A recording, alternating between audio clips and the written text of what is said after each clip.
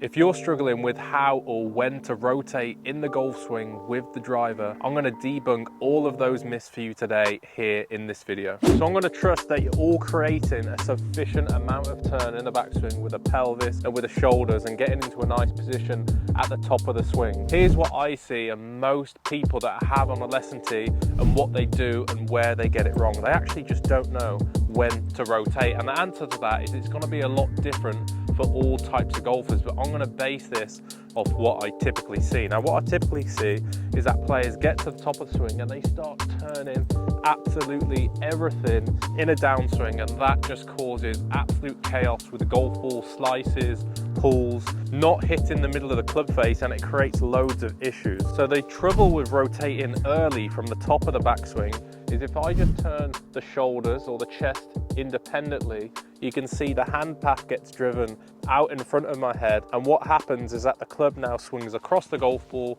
which would mean I could pull the golf ball or I could slice the golf ball, very rarely hitting the middle of the fairway. What happens with the hips now, if I get the hips turning too early,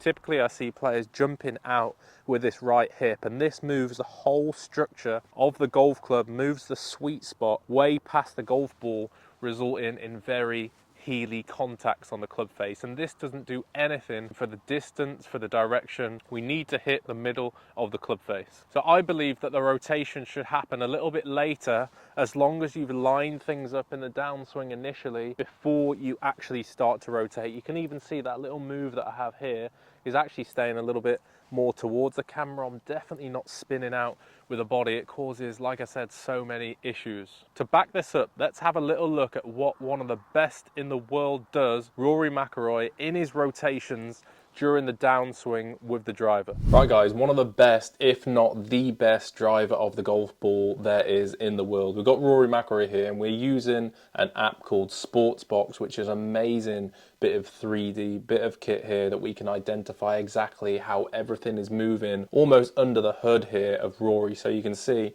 we've got this little 3D figure of Rory, and I've drawn a couple of pins there through his pelvis, which is going to indicate how much his pelvis is turning, and then I've also got it drawn over his shoulders, so representing the amount of turn that he creates through his chest. And we can move him around and we can see exactly how these two pieces of things are moving in relation to where he is at setup. So amazing bit of kit. Let's have a look. So just taking Rory from a setup point of view here, you can see he actually starts slightly open to the target. So the little two numbers that you're going to see, chest turn and pelvis turn, at the bottom of your screen there, anything positive is towards the target. So Rory's hips starting 5 degrees, that's actually towards the target. So anything left for him, you can see as he starts moving away, the minus is him turning away from the target. So minus to the right, positive figure is to the left. So Rory starts a little bit open to the target, just moving him all the way up to the top of his swing. Now you can see he creates an extreme amount of turn there with his upper body up to the top. You can see he's at 108 degrees away from the target. You can see his pelvis is at 46, so just roughly under half that. So you can see if I move him around here down the line, you can see how his chest has opened up and the pelvis is just slightly under that. So it's a nice little visual for you to see here. Now this is the key thing now, how is he moving on the way down? Now I typically see golfers open up too much, so that minus figure that you've built up turning away from the target, amateur golfers would get this positive really quickly. Now this is the really important thing for me. As Rory is at the top, as he starts to move down in this phase, you can see as his hot arms come down to roughly P4.5 there between the top of the swing and lead arm parallel to the ground, you can still see he's still quite a reasonable amount closed with his pelvis in relation to the target. So you can see that stick through his hips is still pointing to the right of his target, and you can see the other angle there. You can see how his chest is still rotated away from the target more than his pelvis. I really want to look at now, where do these start to cross over? As Rory builds up this turn, where does he start to see the zero happen again, where he gets back square to target? And it's really interesting. You can see he's still closed. I'm looking at the pelvis here, still closed, and right here he gets it back to square. So he's staying square for an amazing amount of time, from the top of the backswing up to around where that lead arm gets between parallel and P6 there. You can still see he gets back to the 0.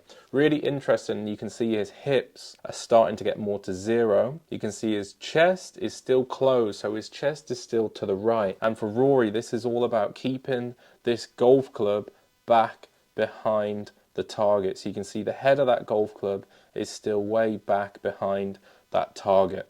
Now, where does the chest cross over? Where does the chest start to get back to 0? So you can see the chest now, as the pelvis is starting to go left of target, now you can see just into P6, this position that we all crave. This is the key position in the golf swing. Where is a golf club when it's parallel to the ground? You can see Rory, just as he gets down to this position here, he's starting now to get his chest back towards the target and back to that square neutral 0 line. But look how rotated his pelvis is.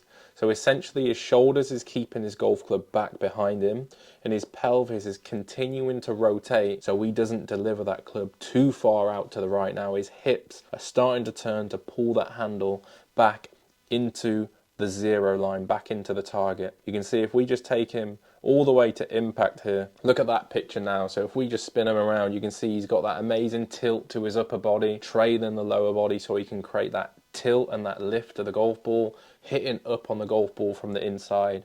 This is the amazing piece now. If we bring him back to square, you can just see how much more his hips are open to his chest. And then as he just keeps going forwards now, everything's going to start rotating to the target. But I would just have this picture in your head. Where does the pelvis turn back to 0? Where does the chest turn back to 0? This is amazing frame here. You can see for all you golfers that spin out and think you've got to get open way too early or get open from the top of the swing, Rory is keeping his hips and his shoulders back close to the target all the way up until that lead arm gets between parallel and P6. So I'll be working on this as a golfer. Can my hips stay back up until about here? And can my chest stay back to about there as well? So let's get back to the video and give you some tips and tricks of what you can do in your golf swing to feel a little bit more like Rory and drive the golf ball better. So that's pretty unbelievable data that we can see under the hood at what one of the best drivers in the world does. And the key things for me is, where do the hips and the shoulders actually go past that 0 mark? Where do they start to match up together? The key thing for me with Rory is that he actually stays closed for a really long time. So you can see that P5 position, when his arm starts to get near level with the ground, you can still see he's still pretty close to the target. So closed meaning the hips are almost like backed up, so pointing right of the target, and the shoulders are almost in that position too.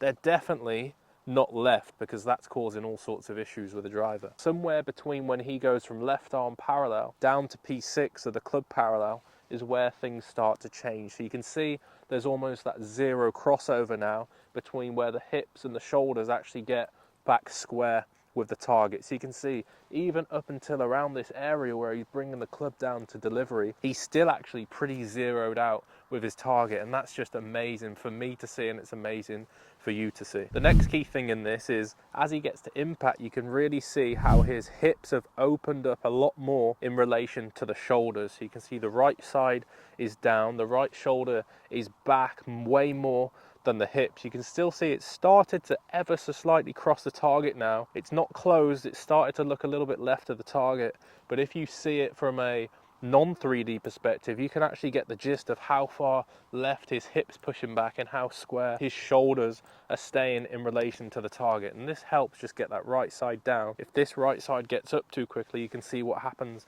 to that club. It gets steeper. The right side being back and the shoulders being square help hit that golf ball on the up, and I suppose the lower half just helps stabilize everything and keep the engine moving. So let's give this a go and let's see what you can do in your golf swing to help this. I really like this. Move to the top of your swing and just bring the club down to your right foot. This movement here is almost a good example of what Rory's doing. He's staying closed.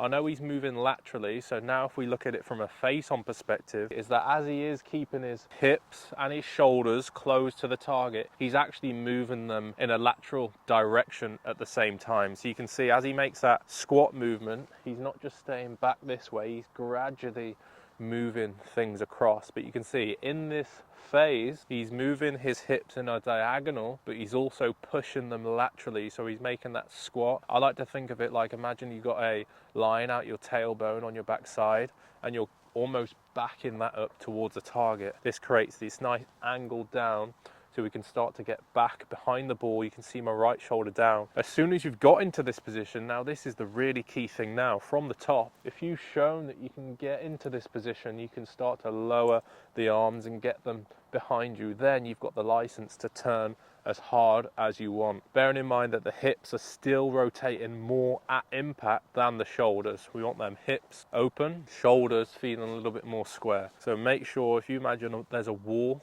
on the left side, we're pushing the hips into that wall, maybe even part of the shoulder. And as soon as we've got that, then all of you people that like rotating, you can rotate as much as you want. Let's give this one a go.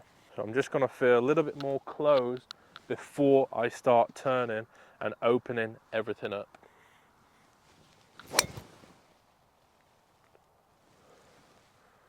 Perfect. So maybe factor that into your practice. There's a nice little exercise that you can do there. Hopefully it's a bit of an eye-opener for you, that to not turn everything, not get everything moving too soon. Make sure you let me know down below. There's going to be weekly instructional content here on this channel, so let me know what you want to see from me. Make sure you like, comment, subscribe. Thanks so much for watching, and we'll see you in the next video.